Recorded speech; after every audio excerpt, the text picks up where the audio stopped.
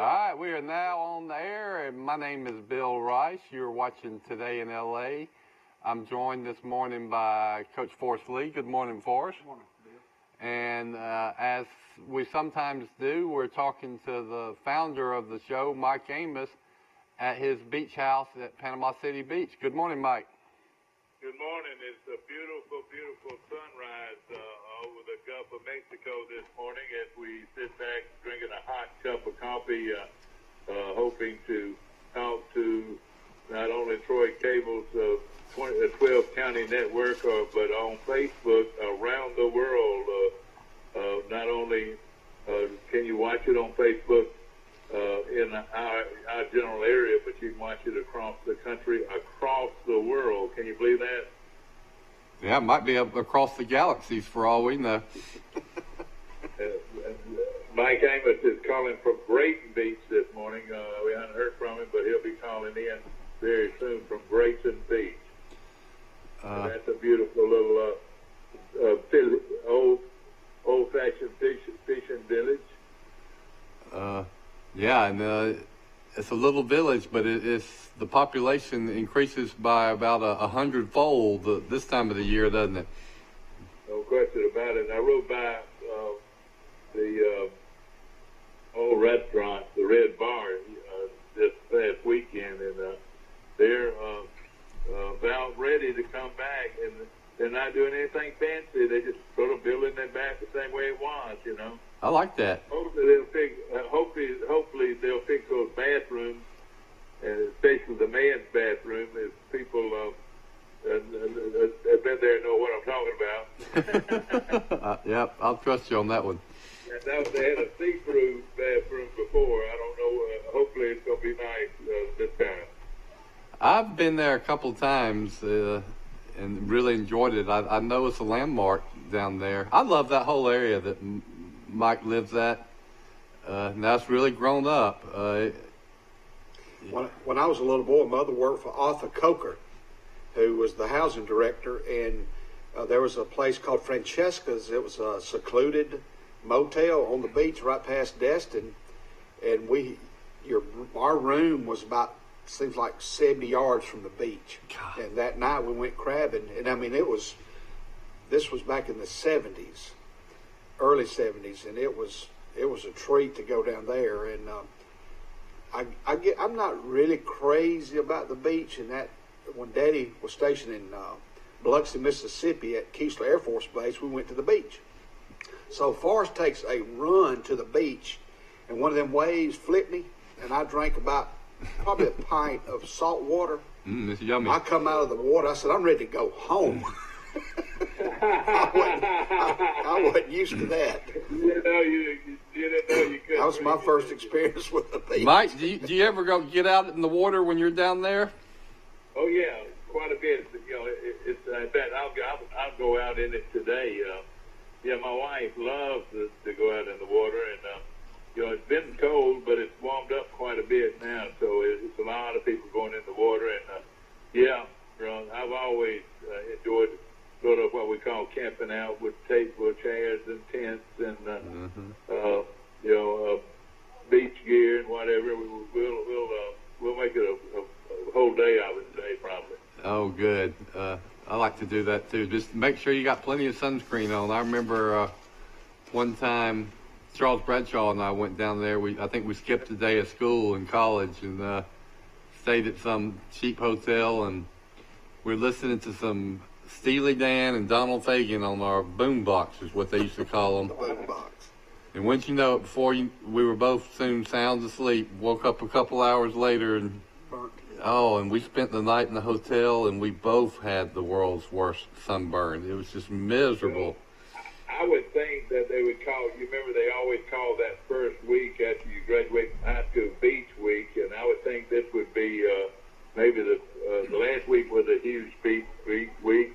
But I look for this week to be a real big beach week from where all the high school seniors, you know, go off on their final goodbye and going to the beach, you know, having a great time. Yeah, I hope they get to do that. That's a memorable time, and it's really one of the last times that you'll get to be around a lot of your buddies. You know, you don't realize it when you're doing it, but looking back, that's the case. You are exactly right. I can remember it so well. You know what it was that week where we all gathered down there for one last hoorah. That's it. Hoorah! Hoorah! Of course, we've got a big event tonight, Forrest Lee. It's called the Chip Colley Awards, and of course, I don't know how many years now. I'm looking at a great picture, colored picture of the inductees for tonight's huge gathering. It's going to be on a tape, delayed type program. It says it's going to be a live broadcast, but I don't think they're going to have a banquet. I think they're just going to name the winners. They're going to have a banquet. I talked to Jerry. Oh, they are? Okay. Who is with the Exchange Club, and it'd be great if we could get a telephone into him this morning and see if he could tell us where it's going to be. He probably could be reached this morning. I'll see if I can find it. I'll call you. I'll stay online and see what we do. Yeah, he works at Troy Bank and Trust. Look, right when I said that, the Troy Bank and Trust logo popped up over my head. That's my bank. I've had it since I was 18 years old. Well, it's one of the best banks in America, if not the best bank in America. They've got a super staff out there. Super staff. And they've been with them for a long time. They're not going to have they're going to have we're actually going to be doing it via Zoom. The Chip Colley Awards, that's tonight. We're going to do it via Zoom. So we'll have 25, there's 25 contestants that are up there. We'll be on Channel 2 Channel 2, Facebook, and YouTube. at what time? 7 o'clock. All right, Steve just gave us the definitive word. They're doing it by Zoom, which is this computer video app, and this can be on Channel 2 at 7 o'clock and also Facebook. So that's a great way to do it. Thank you, Troy Cable, and thank you, Exchange Club, for coming up with that idea. Matter of fact, more people, just as many people will get to see it that way as if, they just had an old-fashioned banquet. That's right. No question about it. That's going to be wonderful. And I'll mention their names and some of them that we haven't touched on. Porter Langford is the daughter of Bo and Natalie Langford, and is a graduate of Pine Liberal Arts School, and she plans on going to, let's see here, going to Auburn this next fall. Aubrey Malden is the daughter of David and Charity Earls, and she is graduating from Pine Liberal Arts at Aubrey Martin, and she plans on attending Wallace Junior College on softball scholarship. Shelby Renfro, what an outstanding athlete she is. She's the daughter of Scott Renfro and Suzanne Shirley, and she is a graduate of Pine Liberal, and she will attend Wallace Community College. Nico Temple is a young is the son of Yanni and Denise Temple. Went to Goshen and plans to go to Troy University this fall. Molly Wars, the daughter of Joe and Teresa Wares, from Goshen, and she plans on going to Wallace Community College. Sydney Watson is the daughter of Kevin and Wendy Watson. Can you believe Kevin Watson's got a senior? Yeah, and then Wendy's one of the sweetest ladies around. Well, Elizabeth just graduated from college, I believe. And of course, Charles Henderson, graduate, and she plans on going to Troy University this fall. Mike, if you'll go back to Tatiana Godfrey, we missed her the other day. Yeah. You want me to go ahead and mention that, or if you have? Yeah, sure. All right, Tatiana Godfrey is the daughter of Jamal and Tiffany White. She attended Pike County High School, and she plans to go to Auburn University in Montgomery. Hannah Helms is a graduate of Pike Liberal Arts. She's the daughter of Ronald and Lynn Helms, and she plans to attend Troy University. Caitlin Hughes is the daughter of Danny and Selena Hughes. She is a graduate of Goshen High School and will attend Troy University this fall. Hannah Huner, the daughter of Chris and Tracy Huner. is a graduate of Charles Henderson High School, and Hannah plans to attend Troy University this fall. And Julie Johns from Goshen High School, her parents are Jamie and Leslie Johns, and she plans to attend Enterprise State Community College. Anna Jordan, the daughter of Mike and Alyssa Jordan, she's a graduate of Pike Liberal Arts. She plans to attend Samford University. And the last one that I have is Olivia Kaiser. She's the daughter of Jay and Valerie Kaiser, a graduate of Goshen High School. And she plans to attend Enterprise State Community College as well. And I believe we mentioned everybody else, and of course we can hit the other ones that we mentioned the other day. But we'll mention them again before we go off the air today. But these are the outstanding student, Christian athletes, athletes, and of course this is one of the top 25 in.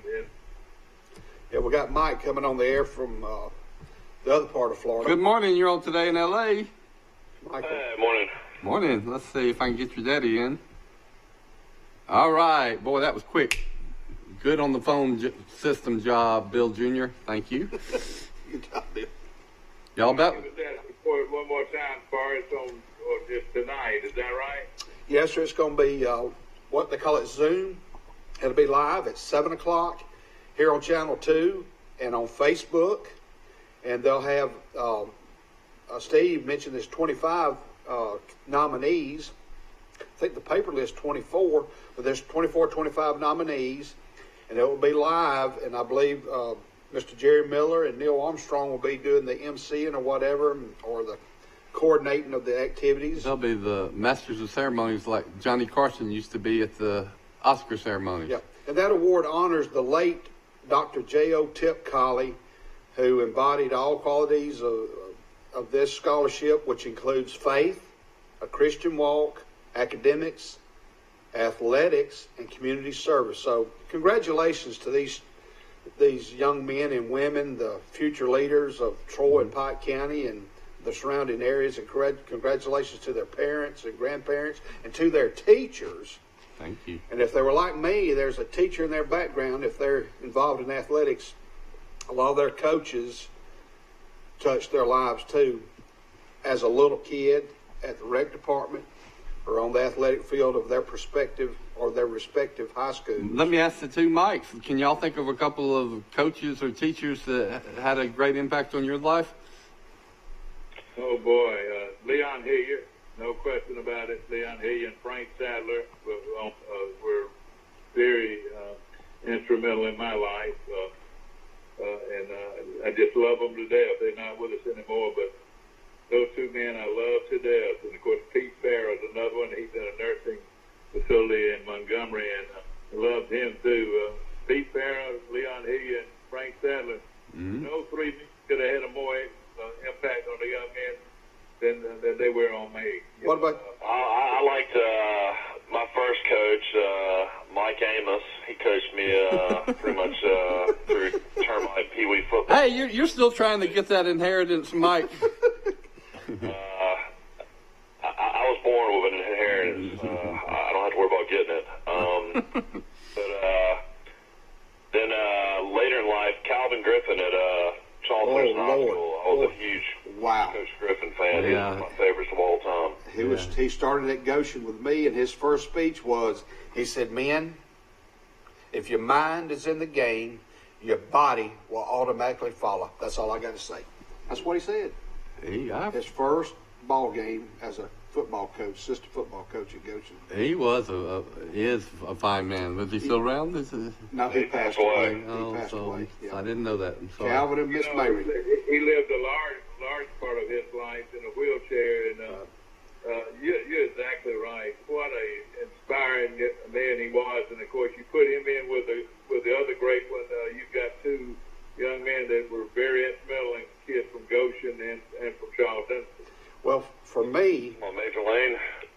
Yeah, Major Lane. Major Lane. He was another one had an influence on your life, didn't he? Well, I mean, I knew him from the rec department leaders. Calvin Griffin actually, coached at Charles Henderson when I was there, and was just a great guy. I like Bobby Lee a lot too. Now, Bobby Lee was a great coach. Yeah. For Everybody me, loved Bobby Lee. go ahead. He's former Troy University quarterback, wasn't he, Mike? Sure was, and a great man, and he was administrator, he was principal at school. He lived on Lake Martin, and he drove in every day. I don't know if you ever knew that. Yeah. But he was quite a guy. For me, by far, Okay. James Whitey Whitman. No question. And in college, Virginia Watson. Oh yeah, great teacher. Of course, He was the one that started the dance program at that was so outstanding. well, If you were a PE major, you had to teach dance. Do you remember that? oh yeah, and probably in graduate school would be Fred Scafidi at the University of South Alabama, and of course Don Jeffrey was instrumental in pushing me toward graduate school and getting my 6-year degree. But Coach Whitman was very dynamic, and I had Coach Calvin Griffin for a couple of years, my junior and senior year at Goshen. I have talked often about Coach Whitman on this show. We just took his great PE program for granted, but it had to be the best in America. I had so many good teachers. I went into journalism and became a writer. I never took a journalism class in college. I studied political science and history and business, but I learned a lot about journalism from Bobby or Barbara Swisher at Charles Henderson High School. She taught English. She also led the journalism program and the debate program. Charles Henderson had a fantastic debate program because of her. And I was on the high school newspaper staff for 3 years, which I don't even think they have a newspaper anymore, which is unfortunate. They don't have the Trojan myth anymore? I don't think so. Miss Wagner, some people took yearbook and then put together the yearbook. About 30 of us did the newspaper thing. But Bobby Swisher was real sweet. I remember Miss Morgan, Linda Morgan, Ronnie Morgan's wife. She was a fantastic math teacher. Now, she wasn't going to be your buddy. She was going to demand that you learn that. But because she had such high standards and expected so much of you, you learned it. And so, there were times I said, there's no way I'm going to get this. No way. And then 4 weeks later, a light would come on and a concept I didn't understand I had mastered. So those are a couple names I'd throw out, too. Frances Ketchum was my math teacher for the most part, and I had Maura Radford for English a couple of times, and she did the best she could. Who was a really fun teacher and a good teacher was Miss Enzi, who was then Miss Daniel. She was Glenn Daniel's daughter, Becky Daniel. And I'm drinking a Sun Drop just for her, but you can't see this green bottle. But she's drinking a Sun Drop. Frances Ketchum's the only reason I was able to get through math. I used to get tutored by Miss Ketchum after school because I was so horrible at math. Her maiden name is Roden. I made 1 D in high school. I can remember it was in geometry, 9th grade geometry. I made a 67. Man, I didn't make D's. I was an A and B guy. Kind of made me mad.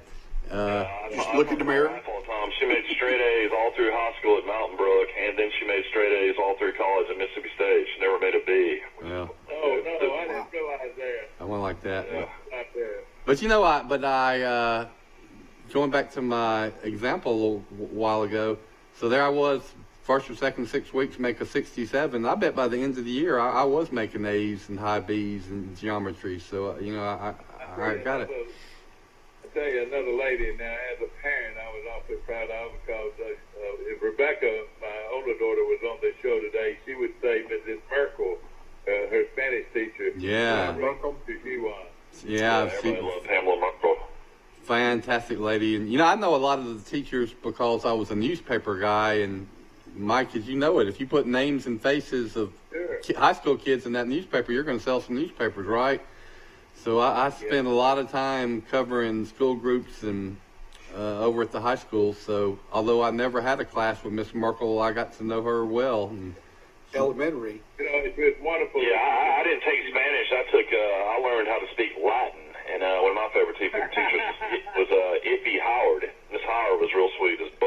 You took Latin? I took Latin for 2 years at Charles Central. My brother took Latin at Opelika High School. I didn't know you could speak Latin. Is that right? That was a joke. Oh. At the elementary level, Mary Kay Massey and Tara Stewart and Evelyn Stewart that I had at Goshen. Some sweet. I tell you a guy that I grew up with, or he grew up with me. We were from the first grade on was a young man named Jimmy Matthews. You remember Jimmy Matthews? Oh, yes, sir. Yeah, he was my assistant principal. Yeah, and of course he's probably watching today. Jimmy's a wonderful man. I can remember Forrest has talked a lot about Phyllis Tompkins. She became a PE teacher, but when I moved back to Troy, she was the science teacher.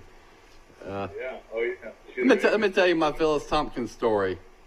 Seventh grade, I moved back to Troy.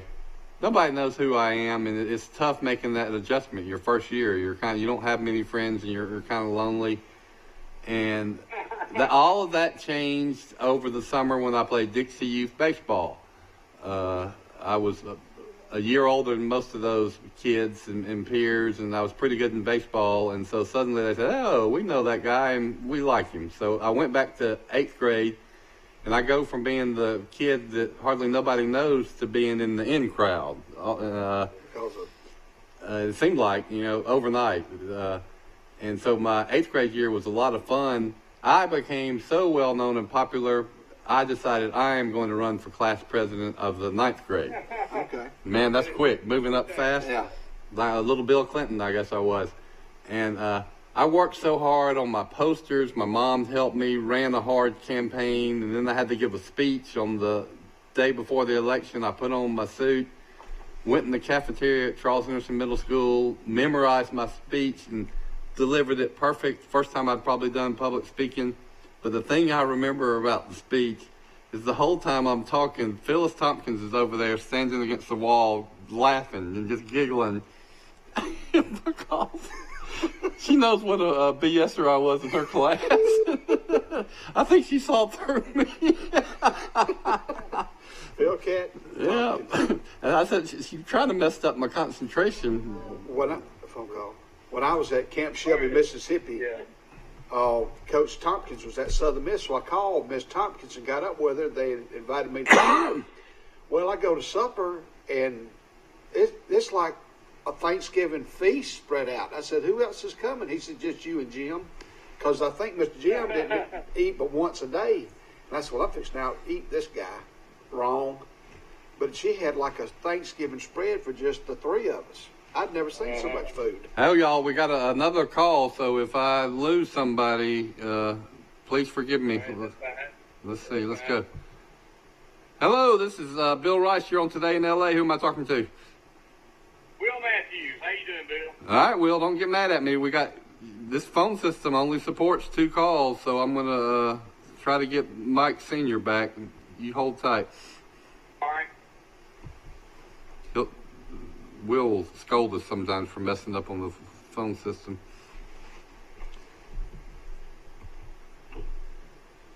Let's see. You got me. I got you. Let's see. While he's doing that, there's a free fishing day in Alabama coming up on Saturday, June the 13th. You can fish for free without having a fishing license. But some of these state lakes, you may still have to pay their entry fee to fish their particular pond, but you do not need a fishing license. On Saturday, June the 13th, there's free fishing in the state of Alabama. But if you want to go saltwater fishing, you still have to pay the $10 snapper fee, pier fee, or whatever there. But check on alabama.com, outdooralabama.com for more information about the free fishing day here in Alabama. You keep talking for us. I'm working. Okay. This past Saturday, the Pike County women honored Miss Tammy Powell for her 30 years in service to the 4-H club here in Troy as an extension agent. Also, her membership with the Farm City Michael, Committee. you might have to drop off again. Who is this, Will? Will. It won't do all 3 of y'all. Let's see. All right. Let's see. And they honored her as a Pike County cattlewoman. And from time to time, you hear Miss Tammy on WTV. All right, we got Michael dropped off, bless his heart, but I believe we now got Will Matthews and Mike Amos. Will, what's going on? You know, Mike needs to get a phone system that'll support 4 or 5 people. I know And he can do it. They got them. Need to go They got 'em. find out how to do it. Yeah, you're right. It could be the operator. We're gonna work on that. We're gonna work on that. We're gonna work on it. Will Matthews. You've got a following, Mike, that needs to be, brought in. Yeah, you're right. No question. Will Matthews calling in from. Are you in Dothan or Ozark?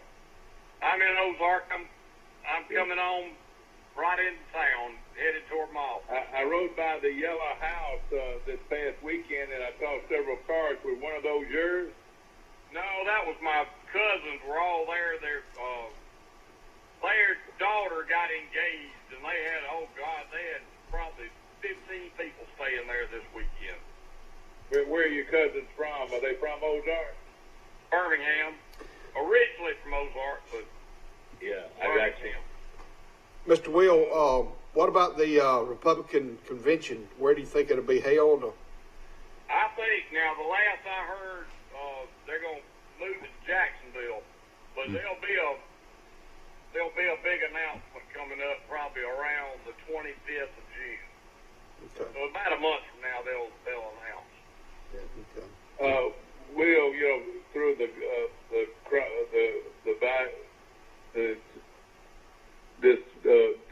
deal that we're going through right now, is that going to have a huge impact on the right? Are they going to use this? I'm afraid, they're going to use this against Trump, and I'm afraid it's going to beat him. Oh my goodness. Yeah, I really think the Democrats are going to try to cheat and do whatever they can to do this mail-in voting and stuff. They're just mailing ballots to people. They fill it out and send it back. You don't know it's not notarized or nothing. And they're counting them. Yeah. When is the actual vote? When is the actual vote? November 5th or November 3rd, something like that. I can't remember. Let me tell you something that I've noticed about Trump. He's on there too much. He's up there answering all these random questions, and he doesn't have time to think about the answer, and it's getting him in trouble. Why does he answer so many questions? He'll sit there sometimes an hour answering the questions as best as he can, but I think it hurts him, Will. Well, if you'll notice, they quit doing that. Well, He quit doing it. He hadn't done that in a couple of weeks. Yeah. No president ever, to me, has been as accessible as this guy. I mean, he is as accessible, especially near the news conference. He won't leave the podium until every answer is made. Can you believe that? Well, I mean, he's been in the public eye all his life. I mean, it's not like, it's a new thing for him. You can't find the other guy. Well, he got into it with Sessions the last couple of days. Boy, you must be torn by that one, Will, because I know you're friends and support both men. Yeah. But I think I'm for Coach. I'm going to vote for Coach. And, it's going. If Sessions was going back and would get all his seniority back that he lost when he gave up his seat, I'd be for Sessions. But he's going back just like a brand new senator, and he's almost 10 years older than Coach. Yeah. I'll tell you something else people just think. I think Coach has got more name recognition than Sessions does. I think, the old ex-Auburn coach that won 6 in a row, Mike could win just on his Auburn vote alone. and Mike, people don't realize Dumberville had a hell of a record at Auburn. And they compared Malzahn's record to Tuberville's, and it doesn't hold a candle to it. Malzahn against the good teams is like 15 and 30. And, now he beats all these teams that they can't possibly lose to, and then you got you know, you throw in Arkansas every year, who sucks, and then you got Mississippi and Mississippi State, who stink, and Vandy every now and then, they stink, and South Carolina, they stink. So, you know, you got all those wins you get there, but when they got to play Alabama, Georgia, and Florida, and you know, the good teams, LSU, his record is abysmal. Yeah, no, but, What are the polls saying about the Tuberville Sessions race, Will? Tuberville's way ahead. Oh. He's way ahead, and Sessions wants to debate him. And Tuberville's not going to debate him. I mean, no, he does. Why do that? And right now, like you said, he's got the vote. It looks like, and yeah. why should he do anything that can hinder his public opinion? Well, Sessions messed up about that because Tuberville said when you got a lead, you don't try to blow the lead. You sit on the lead. That's right. And then Yeah. Sessions came back and said, well, he must not have been too good sitting on the lead because he had a losing record at Auburn his last year. Well, so, yeah, his last year, but he won for like 6 or 7 years. You know? Yeah. When is the runoff race going to be held? 15th of July. All right. We haven't heard much about it. You know, I tell you, well, Tuberville has kept as lower profile as any candidate I've ever seen. I mean, he really is going mainly by popular vote, you know. Well, he lives next door to Mike, little Mike. Yeah, Yeah, I know. actually, the 14th of July is the thing, 14th of July, and then November 2nd will be the presidential. Yeah. Barnes, have you got to go off the air, or you got? I got a minute or two. I got about 10 more All minutes. right, go ahead and mention all the Tip College. Yeah, I got to run, Mike, but y'all have a good one. All right, Mike, call your son back and tell him to call back. Yeah. All right. Good deal. Thank you. This is the Tip Collie nominees, and the nominees will be announced, or the winners will be announced tonight. It'll be live on Channel 2. It'll be on Facebook.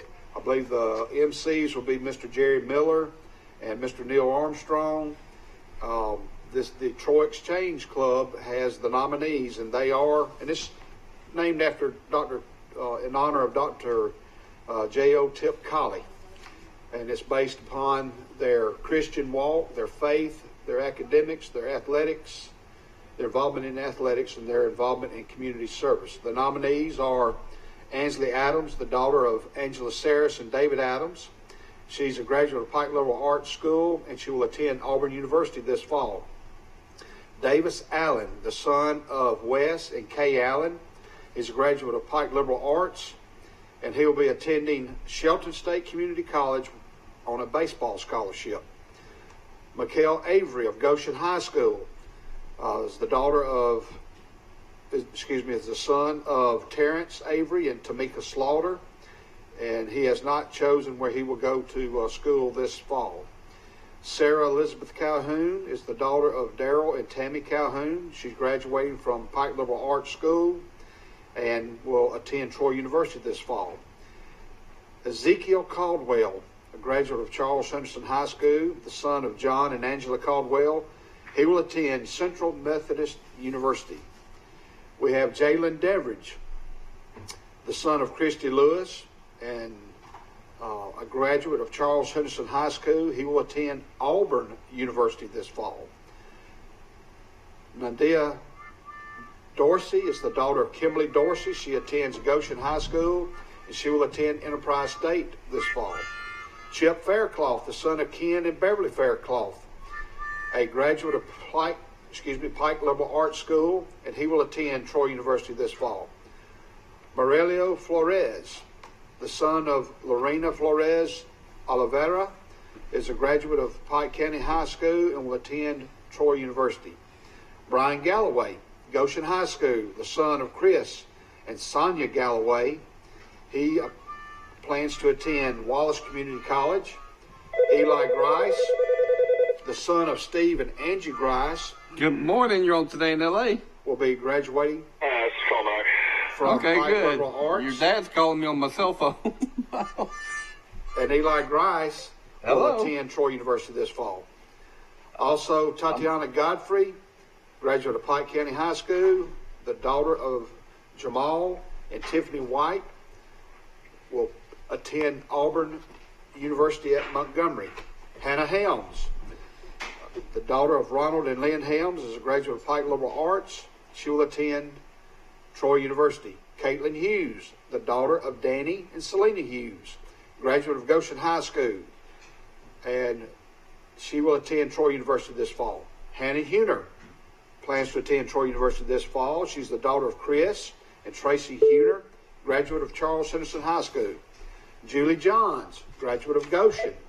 She's the daughter of Jamie and Leslie Johns, and she plans to attend Enterprise State Community You back College. on there? Anna Jordan, the daughter of Mike and Alyssa Jordan, graduate of Pike Liberal Arts. She will attend Samford University. Olivia Kaiser from Goshen High School, the daughter of Jay and Valerie Kaiser. She will attend Enterprise State Community College this fall.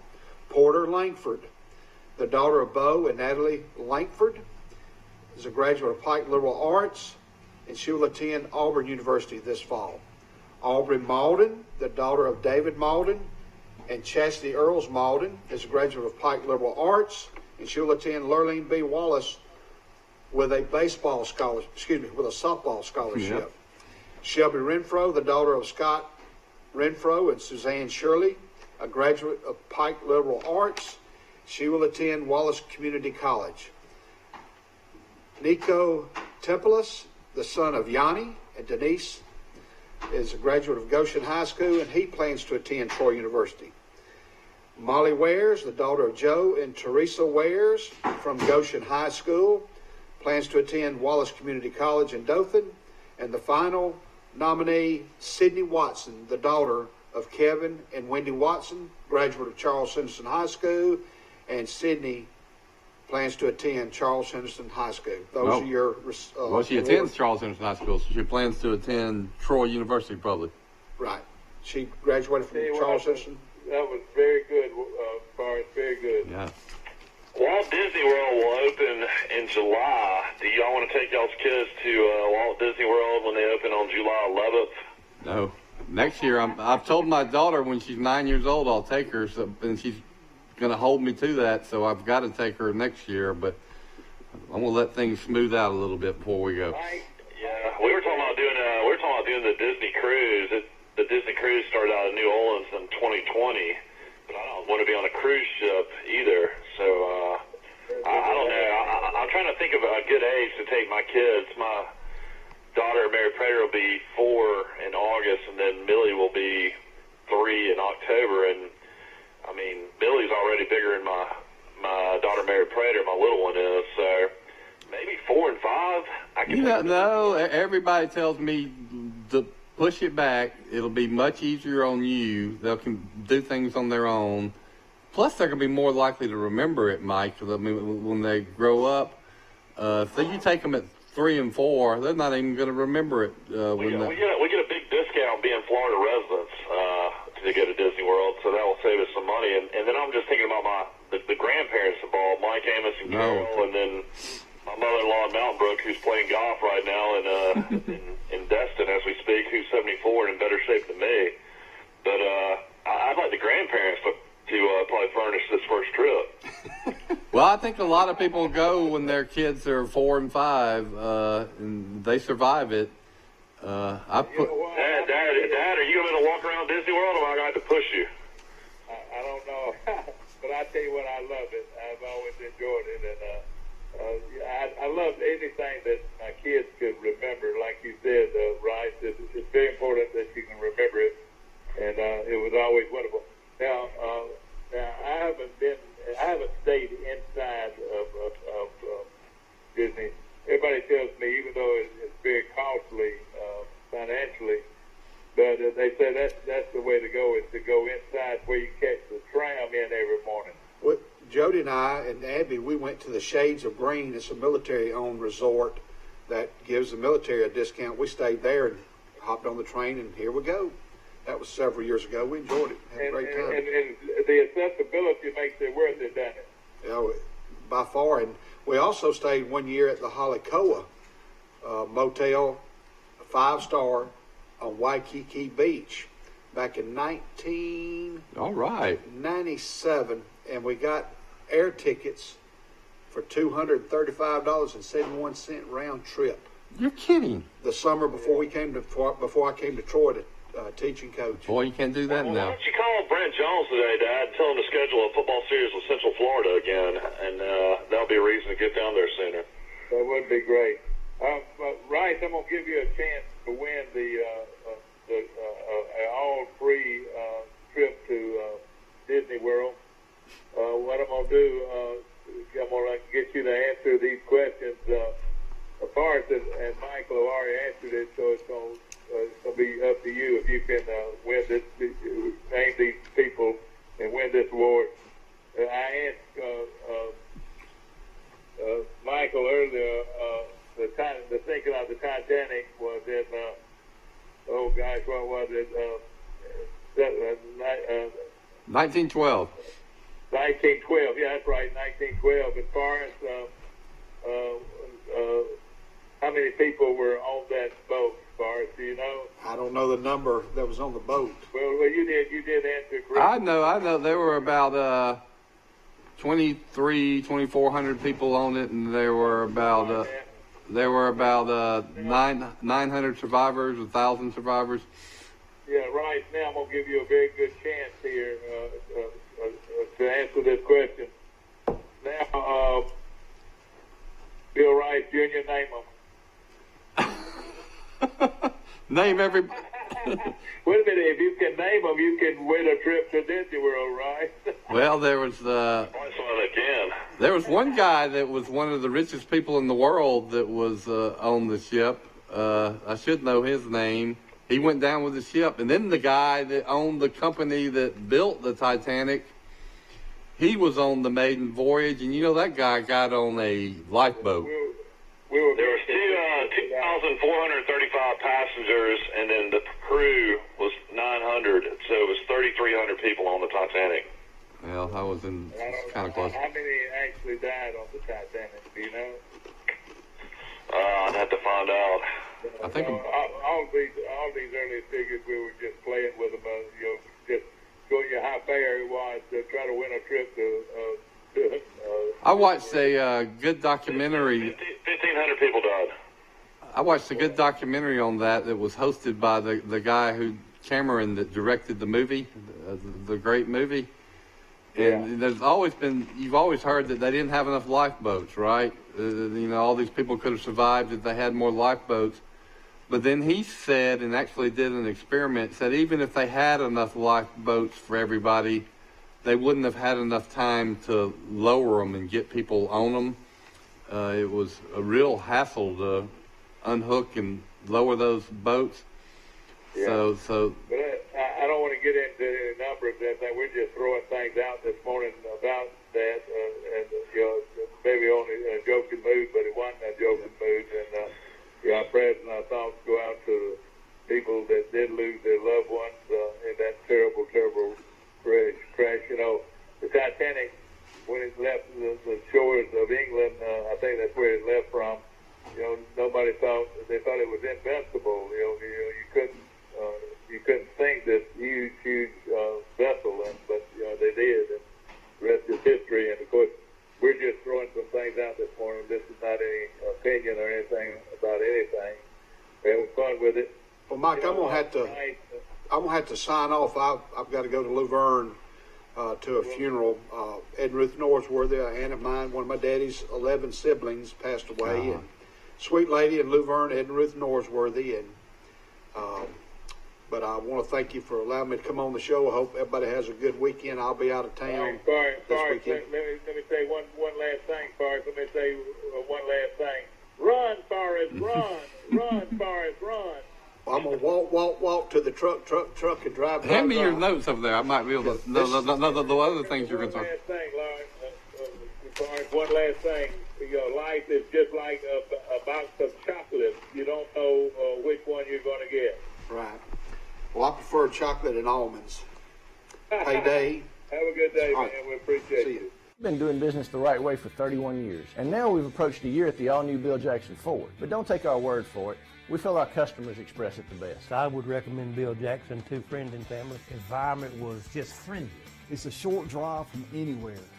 Troy Cable Security Wi-Fi doorbell camera allows you to answer the door from your smartphone when you are at home, at work, or on the go. When a visitor presses the button, Troy Cable Security sends a live video feed to your smartphone so you can see, hear, and speak to the person at your door. With the doorbell camera, you can have your porch light turn on automatically when it detects motion at night to create the appearance that someone is at home. You can view video clips so you can always know who stopped by when you are out. Troy Cable Security. You love them, protect them. A personal touch, a high level of trust. Whether it's checking and savings accounts, personal or business loans, or our local friendly service. That's what Troy Bank and Trust customers expect. But now we offer more. Free identity theft protection for our new and existing customers, protecting your family's time, money, and good name from identity theft. Because protecting your identity is now a big part of our identity. Here at Bill Jackson Chevrolet in Troy, we've been doing business the right way for 31 years. But don't take our word for it. We feel our customers express it the best. Been honest in everything we've discussed with them. When they say Jackson Satisfaction, they really mean it. The Jackson Satisfaction. Back up. We are back, and today in L.A., Forrest had to leave to go to a funeral for his aunt, but we've still got Mike Amos and Michael Amos on the line with us. Go ahead, Mike. I just wanted to mention Premier Dodge, Chrysler, Jeep, and Ram trucks on the bypass in Troy. Ladies and gentlemen, they're selling cars and trucks like nobody else, and of course Premier will beat anybody's price on a brand new Dodge, Chrysler, Jeep, or Ram truck, and they're just got a huge sale going on right now on the bypass here in Troy. Jason Gregory came to Troy and has not missed a beat, and he has done so many things, not only for the automobile market, but he has done so many things to enhance different programs. He's given money and support to our school system. He's also giving money and support to our hospitals. We just appreciate Jason Gregory coming from Columbus, Georgia, and making a home for himself in Pike County and Troy, Alabama. Do you think they have the Jeep truck I'm seeing everywhere down at the beach? Everybody's driving. It's like a Jeep. Mm-hmm. I've seen those too. A bed in the back. I guess it's called a Jeep truck. I guess they're pretty neat looking. You know that Jeep company. You think of Jeep and you think of Mercedes and you think of Chevrolet and you think of Ford products. They're all great products, but that Jeep product has really held its own over the years. Yeah, I'm reading TroyTreasures.com. The football players can report on Monday, so you'll have all the football players on campus starting Monday, getting ready to work out. Coach Rusty Witt and the strength and conditioning coaches will be ready to go. So that's exciting news. So that'll give them all of June, all of July to get in shape. That ought to be plenty of time, don't you think? That'd be great. Yeah, you think so. That'd be great if we get Rusty to come on the show, wouldn't it? So why did youth sports get canceled in Troy and in Alabama? Because now youth sports have started down here in Florida. We have a friend of ours whose son's already out there practicing soccer. Well, it's just baseball. I don't know about anything else. I guess, there's timeline and logistic reasons behind it. I haven't read any stories, but Forrest mentioned that they canceled the Dixie Ball. But that is huge. Hey, that is huge. That's well over 1,000 kids right there do not have a program this summer to be involved in. Of course, baseball in Troy is about as good as you can get anywhere. And for them to shut it down, they had to have very good reasons. Yeah, I'm sure they have very good reasons. Well, for one thing, you'd have to have a draft, you'd have to get the teams, you'd have to have some practice time, and then school starts in the middle of August, so there's not much time. Yeah. Right, if we could get Dan Smith to come on tomorrow and give us a little report on that, that'd be wonderful. Let's try to get him to come on the show tomorrow. I will email Dan. I got his. Either come on or I can call. And give us an update on that. That's a good idea. But I talked about Mike. What made the difference in my life when I moved to Troy was playing Dixie Youth baseball. That's where I made all my friends and broke the ice, so to speak. So I know how, just like everybody else, just knows how important that can be. Forget how good a baseball player you are, but it's just fun and the social aspects of it. So it's really sad that these thousands of kids you mentioned won't be able to do that this summer. I can remember. I was looking at the way too early top 25 that was put out as far as football goes, and right now you got Clemson number 1. Of course, Clemson has Trevor Lawrence coming back, and it's a situation where for some reason at the last minute they decided only to play 8 games or not the full 12-game schedule. With Trevor Lawrence even want to play because everybody says it's definitely going to be the first pick in the NFL draft. After that, you got Ohio State. Then after that, you got Alabama at number 3. Georgia at number 4. Of course, Georgia has a grad transfer quarterback in from Wake Forest that they're counting on, heavily. Penn State at number 5. James Franklin, will he finally, get over the Ohio State and Michigan, has given them a hard time as well. Oregon at number 6, Mario Cristobal has done a great job there, the former Alabama assistant coach at Florida International that used to play Troy. This is my team to look forward to right now. It's Florida at number 7. I think they made the jump ahead of Georgia this year, in my personal opinion. I think they'll be the team representing out of the East. They got their quarterback back as well. LSU at number 8, I think that's actually way too high. They lost 14 guys in the NFL draft. Every single coach that meant anything to them is gone. Defense coordinator's gone. Offense coordinator's gone. They also lost the coach that played at Troy. He's at A&M now. And we talked about it, they've been everywhere. Oklahoma at number 9, and then Notre Dame at number 10. So that's your top 10 right now going into the season. That's good update there, Mike. Appreciate that.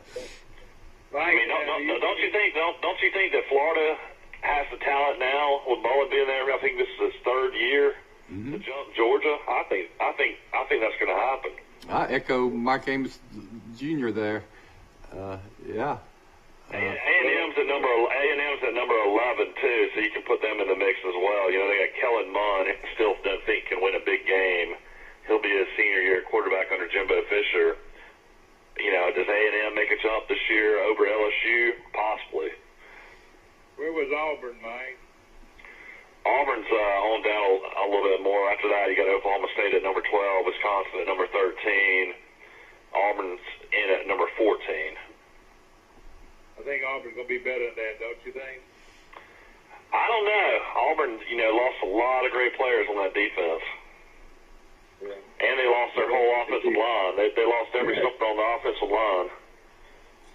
They got a quarterback that seems to be a winner and savvy. Yeah. Mike, let me ask you this. On this July the 1st date, or excuse me, June the 1st date, does this mean coaches can coach with a team, or is this just... No, that means the players are able to come back and work out like all season, working out with the strength and conditioning coaches. But they can't. But I mean, you don't think these coaches are going to be able to like shake hands and say, "Hey, here's your playbook" type stuff? I mean, there's going to be some interaction, I would imagine. Oh, in fact, I'm sure there's been quite a bit of it, especially with these incoming quarterbacks. They need to have much time as they can get with them. Well, I guess if Troy is doing that, I guess Alabama and Auburn are too, right?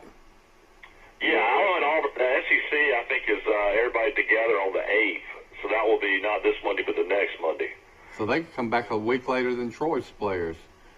Now, Mike, it has not been anything approved yet on 8 games. I mean, right now they want to try to play. No, everybody's playing a full schedule. I'm just saying about Trevor Lawrence. You're talking about a guy that's almost guaranteed to be the first pick in the draft. I mean, would guys risk getting hurt to come back and play 8 games? Is what I'm saying. Yeah. Conference games is a big issue with Nick Saban. Nick Saban has been adamant that he wants to play 9 games in the SEC and only play 3 non-conference games, but the rest of the SEC coaches have always voted against optimistic because a lot of these guys can keep jobs if they go 6-6 and go to a bowl game. So it's one of those things where, I would like to see Alabama play 9 games. I'd like to see them play Georgia more and Florida more and teams out of the East more. Yeah, you go 10 or 12 years before you play, half the teams in your league. I mean, Alabama plays Georgia this year. Can you imagine Alabama plays Georgia, I think, second game of the season, third game of the season, maybe. And, nobody being able to go to that game after all these years of having to watch, we've had season tickets to Alabama for 20 years.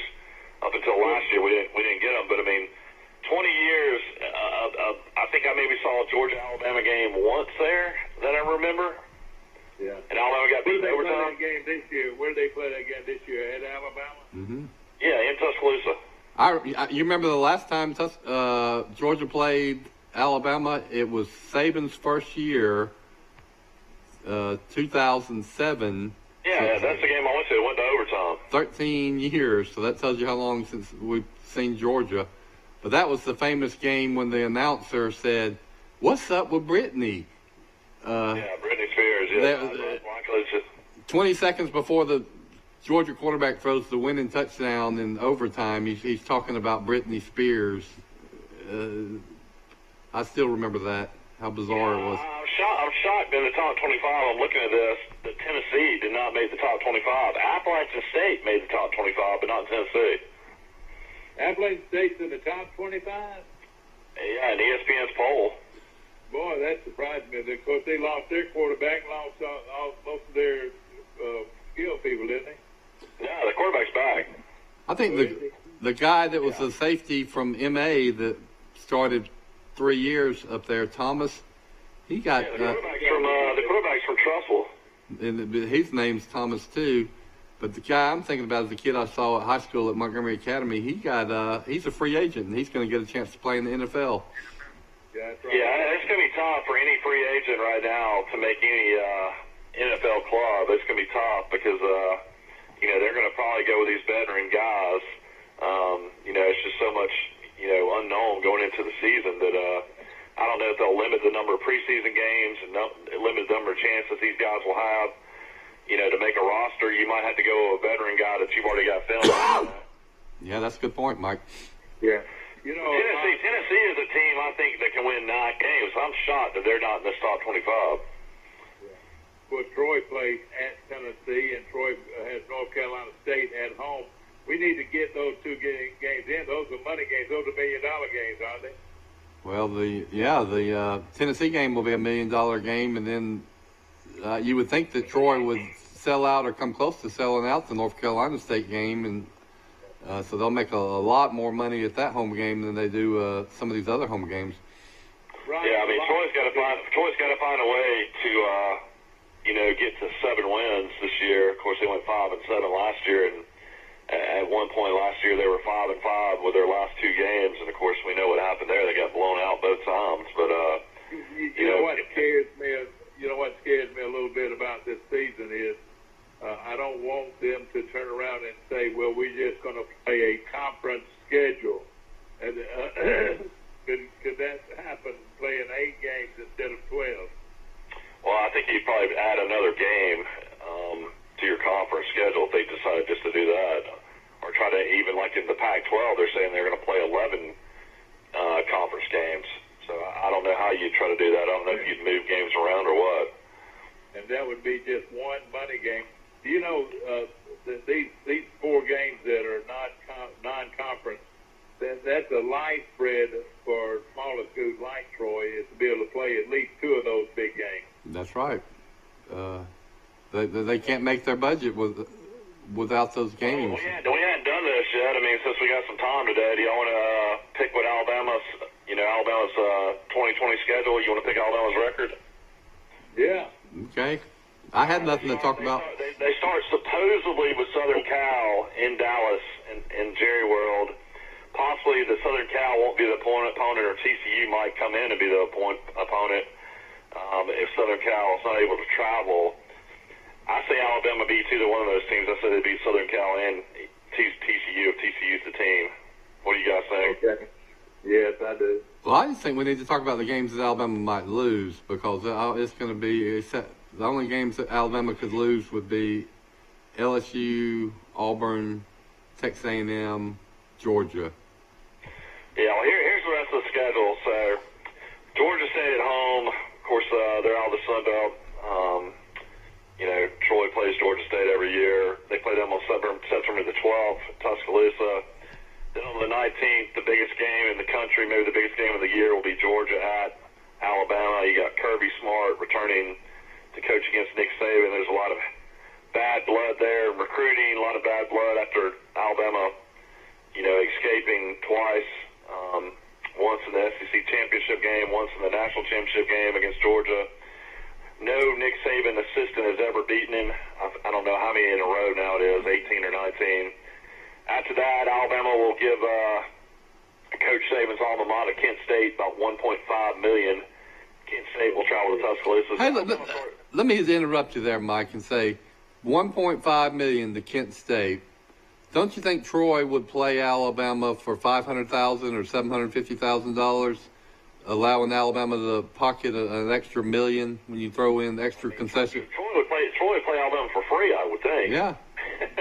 Well, why didn't they play in Kent State? Alabama starts the season with a neutral site game and then 3 straight at home.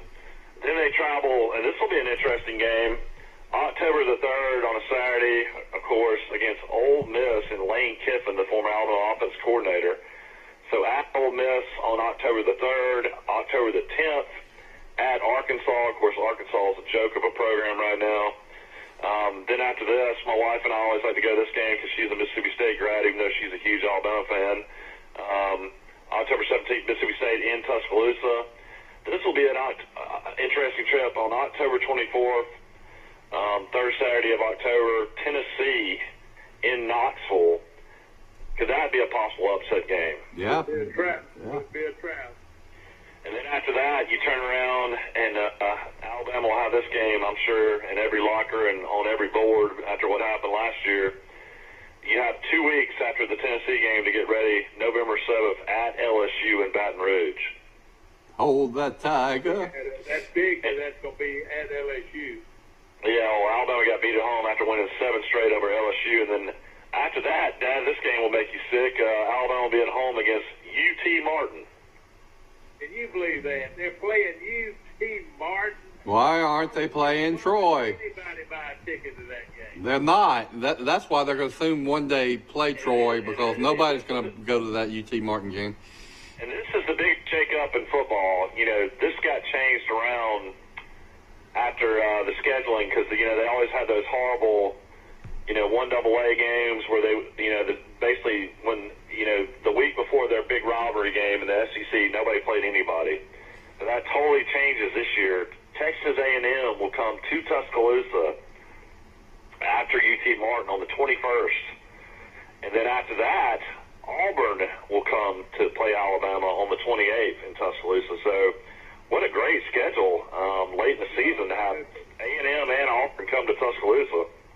That is a good schedule to buy tickets to Alabama games. You're right. No question. If you could get those games, those are great games. Well, except for the Kent State and UT Georgia, Martin. Texas A&M and Auburn. That's pretty big right there. Yeah. Yeah. Well, that's question about it. No So question. what's Alabama go? I'm gonna say they flip up and lose one. I don't think Mac Jones can go undefeated, but I don't know if Bryce Young will beat him out. But I say with that schedule, Alabama still goes 11-1. I like that. I'm saying the same thing, Mike. Who's gonna beat them? They have to be on the road. They won't beat Alabama at home. Will it be? I think you're looking at 2 games. I think you're looking at Tennessee possibly if they can get a quarterback to come around to Tennessee, and then LSU is a possibility because it's just LSU in Baton Rouge. Even though Alabama's won a lot of games in Baton Rouge. Or Georgia. Or Georgia, yeah. So those 3 games. And Auburn late in the season, I don't know how Auburn's going to be, but Alabama usually wins that game in Tuscaloosa. Auburn's going to have like a Cam Newton or some phenomenal quarterback, to win in Tuscaloosa.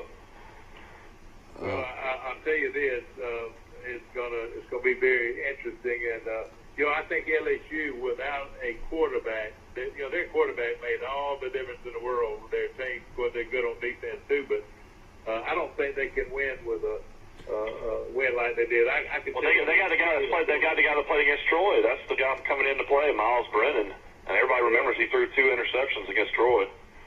Yeah, you're right. You're right. No question about it. I hope we get this game in because playing in North Dakota State at home is going to be a big home game. I think Troy's got a real good home schedule, and I hope we can play every game. Yeah, and I wish they would let everybody come. Only letting 30% of the people in and having some people sitting on one row and the next on the other row, that's way too much of a hassle and logistical challenge to pull off. Plus, I don't think it's necessary because everybody that goes to those games is going to be hanging out with people before and after the game, so it's just all this theatrics that's accomplishing absolutely nothing. I'll tell you something else, Rice, that's $1 billion industry is the food that you buy at the games and the beverage you buy at the games. I think the schools will try their best to make more money on those items than they have before because they'll be outside. They'll have to come up with a way to make money on concessions, what I'm saying. Well, what about I was guaranteed to take down 2 stadium dogs a game at least. What about the people in these luxury suites? I'm sure y'all been to a lot of them. I haven't, but do they let everybody full capacity in the luxury suite? I would imagine so if it's family and friends. I've stayed in the luxury suites many times in Tuscaloosa, and they're extremely nice. How many people are usually in one of them, Mike? Usually they're limited to around 12, I'd say. 12 to 15. Okay. Well, Alabama's got some more. Are they adding any more on this new renovation? Or? Yeah, I think they're adding a few more. But it's one of those type things. I think you'll see those full still. The money is just too much involved to probably tell those people no. Another thing that is huge here is your marching band program, especially in Troy. I can see maybe them, at every home game, they probably could do some kind of deal on the field. Actually, wouldn't you say out of sight, out of mind? So all these people in the boxes are probably just going to be crammed, but nobody will be able to tell. So you'll definitely have way more people at these games than you realize. Well, that would be a contradiction or hypocrisy. What you make the people in the bleachers and the cheap seats space out, but the folks up there in the luxury boxes are eating their pretzels and drinking their cocktails, shoulder to shoulder in the air conditioning. I mean, these boxes are $100,000 a year though in Tuscaloosa. Yeah, I know they need the revenue. They didn't do all these bond issues to have them empty. I'm interested. I'm a member of the Emerald Coast chapter, Red Elephant Club down here, and we have a big Zoom call on Tuesday night with Eli Gold and Greg Byrne, the athletic director at Alabama. There'll be a Zoom call, so all the Red Elephant Club members throughout the country will be able to listen to the athletic director. I'm really interested to see what he has to say. Of course, you can't discuss anything that's talked about in meetings on the air, so I won't be able to, talk about it on the air, but I'm definitely interested to hear what they're going to have to say. And, Troy has Feinbaum on their radio now, so that's a big hit for anybody who wants to keep up with college football. It's really good. I mean, I think Alabama's going to play Southern Cal. If they play Southern Cal, that's going to be a telltale sign of how Alabama season I think it's going to go, because that's a team that has a lot of athletes. They have their starting quarterback coming back. There's great athletes out of the state of California. Hopefully Alabama will get a good test in that game. What you want, Alabama to beat Southern? That's a big game to have before you play Georgia on the 19th. You want Alabama to win that game, and then you want Southern Cal to have a great season after that. So if Alabama probably will lose at least one game, and if they still want to be in the playoff conversation, it helps to have that marquee victory over a named opponent. That helped Auburn tremendously. Oregon plays possibly for the national championship if Auburn doesn't beat Oregon in the last seconds. Yep. Yeah. But I tell you what, it's going to be interesting, and I still can't see Alabama going the distance with the quarterback they got now. I think the kid from California needs to as a freshman. At least come in and give a really good change of pace throughout each game. They need to have some kind of package for him for sure. I read somewhere that the Alabama's quarterback, what's his name? Mac Jones? Mac Jones. I can't remember these names like I used to. His name's Pick Six Jones. No, I like Mac. But he is an outside Heisman candidate, according to one guy. And I can see that. I mean, he is now a fifth-year junior, redshirt junior. So he's been in the program 4 years. He's got a fair amount of experience. He showed that he can complete passes last year. You say Jones has already graduated, Mike? Yeah. I didn't know that. He could have 2 years at Alabama, so that would mean he played for 2 years as Alabama's starting quarterback as a graduate student.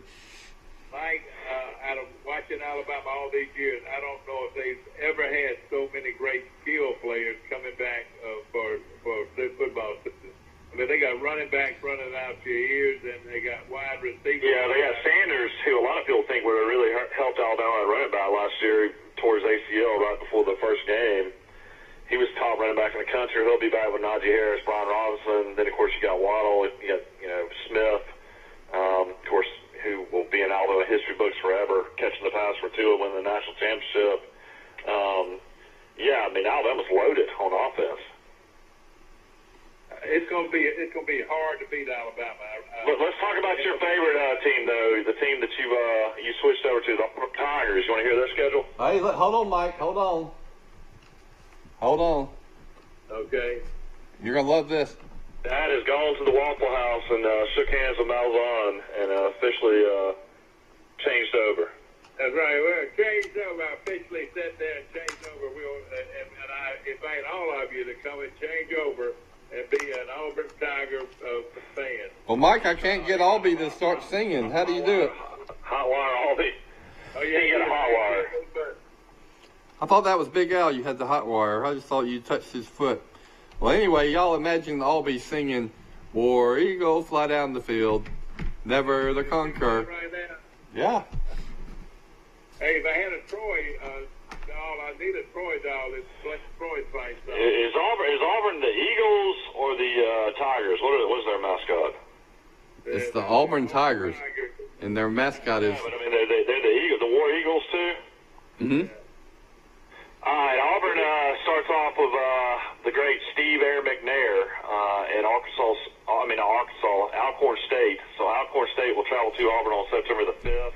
Play Troy. Let's change that game to Troy, Auburn. I've been lobbying for Troy, Alabama. Why not Auburn in Troy? And then this game will be in Atlanta the next weekend. Usually you see these games to open the season, but Alabama will travel to play Mac Brown. Auburn. In the North Carolina Tar Heels in Atlanta. Good game. I don't know what to think of North Carolina. I know they went to a bowl game last year and they had a pretty good freshman quarterback, but I don't see North Carolina having the talent to beat Auburn. They had a pretty good basketball player that wore number 23 once upon a time. Yeah, the great Michael Jordan. And then this is the trap game. With Michael Jordan. Pretty good, I would think. This is a trap game, I think, on the September the 19th. The great John Michael Plumlee, a quarterback at Ole Miss. Auburn will travel to Oxford on the 19th. Is that upset waiting to happen? No. You don't think Lane Kiffin will have them ready? He'll have them ready. Then after that, you're back home playing Southern Miss. Seems like Auburn plays Southern Miss about every year now. Play Troy. That's on the 26th. And then home to Kentucky. Then it gets really tough. You got to go to Athens, Georgia on the 10th. October the 10th. Remember, this game got moved up. Another big deal in scheduling. Georgia's no longer late in the year. Georgia's now October the 10th. So that could be Auburn's maybe first loss in Athens against Georgia. Then they're back home against Texas A&M on the 17th. They'll go to... It's going to be much better. I got a feeling A&M is going to be much, much better. Yeah, me too. They'll go to Mississippi State and play Mike Leach on October the 31st, which will be Halloween. Then on November... Mississippi State's going to be good on Leach. Leach knows how to win. Well, they got a starting quarterback from Stanford. It started at Stanford for 2 years. KJ Costello's there. So they got a proven quarterback. And then Arkansas will come to Auburn. That'll be a blowout. And then UMass will come to Auburn. That'll be a blowout. And this is how Auburn's schedule has changed. They'll finish with LSU at home on the 21st. That'll be their last home game. LSU will travel to Auburn, and then on November 28th, they'll travel to Tuscaloosa to play Alabama. Boy, I really like Auburn's schedule. It's a lot easier than last year. I see easily 9-3. Yeah. I'm looking at about 9-3 too. I see 9-3, possibly 10-2, because I see them beating Alcorn State. I see them beating North Carolina. I think Ole Miss will be a tough game. Southern Miss they'll beat. Kentucky they'll beat. Georgia I think they'll lose to. A&M at home is really a big factor. Mississippi State on the road, I still think they'll beat Mississippi State. Arkansas, UMass, LSU, and Alabama to finish the season. If you go 1-1 there, I can easily see them going 9-3, 10-2. I like that analysis. I would think they'd have a good chance to beat LSU at home. LSU's lost all those players you talked about. Playing Georgia at Georgia, that's a tough one. Playing Alabama and Tuscaloosa, that's a tough one. Texas A&M, we all think is going to be a lot better, so maybe that's a toss-up. So, yeah, 9-3, 10-2 for the Auburn Tigers. The Gus bus continues. All I can say. I think he's going to win enough games to keep his job again. So make your reservations at Waffle House. Make your reservations at Waffle House after each Auburn game. What if they do like late in the season, like they basically, you start the season with 30,000 fans and gradually it goes up to 50,000 fans, and then what about at the end of the season they say, oh, well, you can have full capacity for the Auburn-Alabama game. How many season ticket holders would still buy their tickets to Alabama this year if they knew they could be, at the Alabama-Auburn game? What about this, Mike? What if they do 25% capacity for the first game like they're talking about? Then wouldn't you know about, 3 or 4 weeks after that, if all those people are fine and haven't contracted COVID, why not let more people go into the stadium? And as I keep stating, all these people that are going to be separated inside the stadium, does anybody think they're going to be separated outside the stadium? No. No, it's just like when I go to the beach later today and I go down there, there'll be literally at one area on the beach, there'll be a big pop-up tent, there'll be 2 umbrellas, there'll be 20 people, hanging out on the beach drinking all day and with their families or with friends. Nobody's social distancing. Well, these graduations, I keep looking at the pictures. They're all spaced out inside the stadium, the family and the graduates. And then you see all the pictures of them before and after, and they're hugging each other. Well, you're going to see from this past weekend how many people. Of course, there were thousands of people on the beaches this past weekend. But what I think they've got those probably week to 10 days, maybe probably 2 weeks, to judge how many of those people took the virus back home with them, and how many of them did not pass the requirements. You don't think with Trump has the Republican convention coming up that he's not going to want that arena or wherever that's going to be packed full of people? Yeah. I know that. It's very important to see how the viruses look at this time, and of course they got to go down significantly to me before they can play football. That's why I think the Alabama USC game, I'd be surprised if they play it. Alabama wants to play it, but I think they're a lot more liberal out in California and Los Angeles, and they're not going to open up soon enough. Well, they'll make that decision. They'll have to make that decision by the end of July, at least. Well, not even the end of July, probably early July, if they're going to play TCU instead of USC. You got to give people time to plan and sell tickets and make arrangements, so. Don't you think, though, an indoor... I'll say this, too. You're dealing with playing in a dome. The dome would probably be more dangerous to play in than an open air. So I would imagine maybe even the dome, the Jerry World, might be... you might actually play at TCU's home stadium.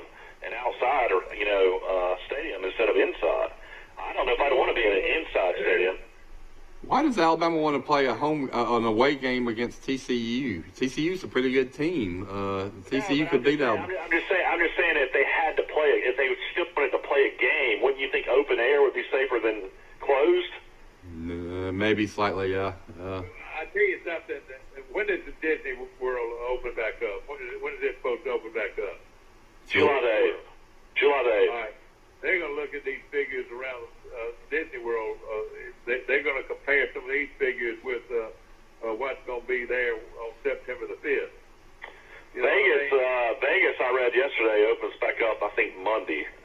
Boy, that's going to be a huge crowd. You talk about a huge crowd. I bet they have every room out there. I think people that used to go to Vegas and plan trips and spend all this money, people are conserving money now, and people don't have money right now. So we're talking about this game in Dallas.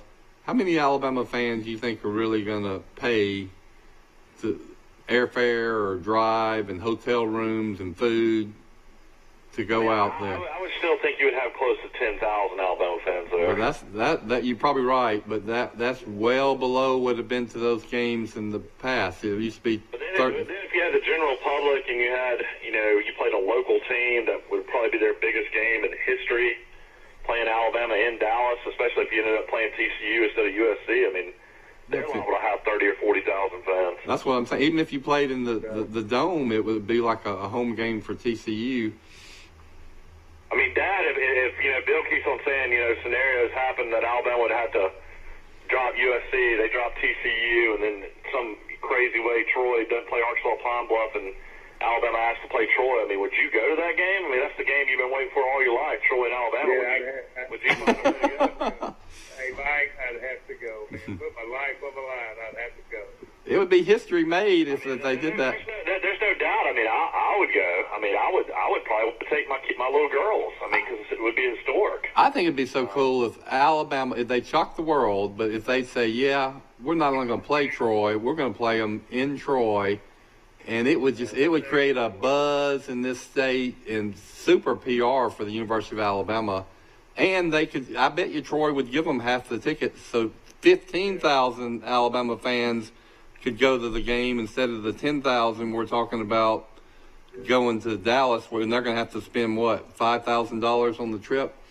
They can spend But how'd this happen, though? This would be the worst nightmare in Mike Amos' history of his life as far as Troy sports. How'd they play the game, but nobody can go? No. That's How bad would that be? But bad. You know what? If they played them, I'd be for it. Regardless, I'd be for it. And all of this is great, and I hope we can start on September the 5th. But a lot of numbers have got to change hands a little bit before then. And we've got, guys, how many more days, Mike? You got the whole. I mean, we're still in May. We're going to be all right, I think, by the time of the start of the season. We're talking about at least 125 days, wouldn't you say? Let's see. You got all of June, all of July, pretty much all of August. Yeah, you got at least 100 days. At least close to 100, right at 100 probably. Here'll be the key, and we've talked about it. That what happens when a football player or a band member or a student tests positive? That's going to happen. Does everybody panic and shut down again, or does everybody just say, "Okay, he's got it. He's 20 years old. He's going to be fine"? This disease is only really dangerous to people over 65 and sick people. So, I mean, how does it work? I've always wondered. Bo Nix, the Auburn quarterback, or Mac Jones, the Alabama quarterback, or Bryce Young, whoever it ends up being, test positive for coronavirus.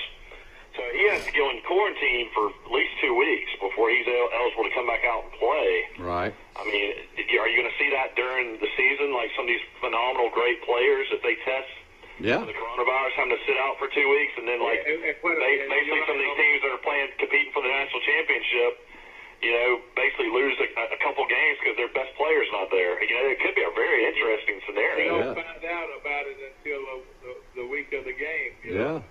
Those types of scenarios, no question about it. Right? I mean, that happened with the UFC when they started back right before the heavyweight fight a couple weeks ago. One of the top fighters ended up testing positive for coronavirus, and they had to bring in an alternate fighter. So I mean, it's already happening. You know, speaking about fighting, I watched the Demontre Wilder fight against Fury. They replayed it on ESPN. Fury just beat him to death. Yeah, he did. But, you know, Demontre Wilder is from Tuscaloosa. I was pulling for him hard, but it was no fluke. Fury controlled that fight the whole way. When I worked for Republic National Distributing Company out of New Orleans, I worked in Tuscaloosa, and I would go to all the bars and restaurants in Tuscaloosa, you know, hitting different accounts, and I would always see this, you know, Budweiser, Bud Light delivery driver going into different bars, you know, carrying kegs and stuff. I was like, my God, that's like, that guy played basketball at Alabama? I was like, who is this? This guy's tall as all get out. I was like, you know, would see this guy, and I'd ask all these owners and bartenders, like, who is this guy? And they're like, oh, he's actually a boxer. He's a Golden Gloves boxer. He's training, you know, they think he might be a big deal, like maybe, you know, in the heavyweight division one day out of Tuscaloosa. And it was Devontae Wilder working for Budweiser, Bud Light, delivering kegs to bars in Tuscaloosa. And he still lives in Tuscaloosa, from what I gather. Yeah, he does. He trains out of Tuscaloosa. 6'7", but the guy he was fighting was 6'9", so he looked small compared to him. Fury is an unbelievable athlete for his size. I mean, he can really punch. Now Wilder. I watched that, man. What night was that on? I watched the first fight when Wilder knocked him out in the first fight, and a lot of people didn't think Fury got up in time. They said, you know, the guy counting was really slow, but the second one was just a no-doubter. That was like the first fight was almost like Rocky versus Apollo Creed. It was how did Fury get up before the bell? And Wilder has unbelievable knockout power. His technique is awkward, but he can floor you with one shot. You know, like Mike Tyson or George Foreman used to be able to do. He's one of the greatest knockout artists in boxing history. If you look at his knockout ratio, it's pretty incredible. Well, it's gonna be great. All right, of course, I hope you have a great day. I noticed. Yeah, the beaches are beautiful down here. It's sunny, and it's going to be really pretty. I think we got one more day of rain, maybe Friday, but after that, it looks like the whole, you know, the next week looks sunny every day. All right, when the Red Bar opens back up, tell me the dishes, the different menu products that you like. They don't have many things on their menu, but they're all outstanding. Tell us about it. Well, I mean, it just depends when you like to go to lunch. You know, my wife and I love the Mai sandwich. We love the grouper fingers, fish and chips. That's what you call it, Dad. Yeah, that's grouper too, and that's delicious. Yeah, my favorite thing there is lunch, though, probably because I love their gumbo. They had the best seafood gumbo I think I've ever had. They had the best tuna dip. My wife loves that. Of course, you know, they got the panade chicken at night. They got the crab cakes on the weekends. They got their grouper, which is phenomenal. Manicotti is really good there. They got all kinds of dishes. But, I mean, you know, it's one of those places where it will be so packed, and this is right next to my house down here, that literally I could charge $40 for parking in the yard. Yeah, you ought to. I mean, I already told my wife, I was like... Well, they actually, probably the only restaurant in Florida that actually buses their people in to eat. Is that right? Yeah, that's right. They have 2 shuttle buses. Wow. I want to come down there and join y'all. Okay, everybody, we got only 30 seconds. So, Mike, you want tomorrow. All right, Mike, you want to tell everybody goodbye in the final seconds? Yeah, Bill, and I appreciate it. I'm going off the air. Go ahead and close it out any way you want to. We appreciate you very much. We'll see you tomorrow morning, right? Listen to you. Yes, sir. All right. Well, thank you for watching another episode of Today in L.A. Thank you to Forrest Lee for coming in and sitting with us. And in fact, I hope that y'all can be together tomorrow. Is that right? Nah, Forrest has to go out of town, so it'll just be me and Big Al and Albie. Okay, well, that sounds good. Remember to get Dan Smith to come in. Oh, yeah. Thanks for the reminder. We'll talk about Dixie Youth Baseball with Dan Smith tomorrow, we hope. But for all our sponsors and for the two Mike Amoses and Forrest Lee, I'm Bill Rice. Thank you for watching Today in L.A. and see you again tomorrow morning. Have a good one. We've been doing business